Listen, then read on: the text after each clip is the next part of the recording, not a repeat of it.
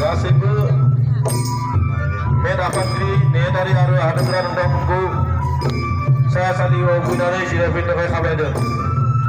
जोंनो आलासि बिथांमोना फैगासिनो।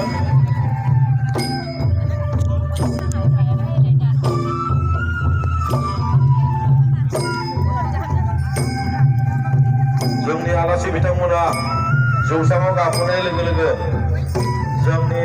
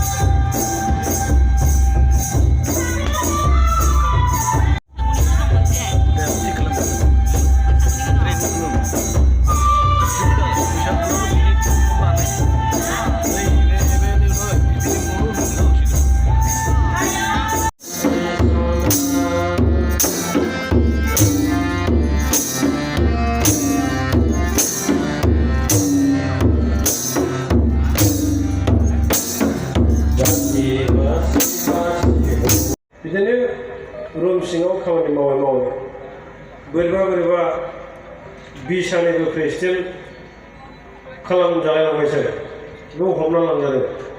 गोसो गैयामोन खिन्थु समनि थिननायाव बोरैबा प्रेसिडेन्ट जाबाय।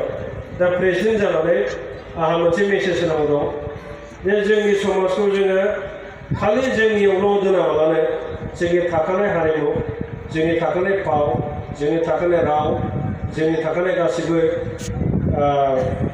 लानानै जोङो बेखौनो साबना हानाय MA खालामनानै PhD खालामनानै लेक्सारार जानोसै होननानै। खिन्थु दायनिगिरिया जोङो खाथियाव सानै दङ, आंनि बिदाफोर अनसुला गोरा बड'सा, अथुल बिथाङा दा आंनि बिजामादैबो जाबाय। दा बिसोरनि उन खारफा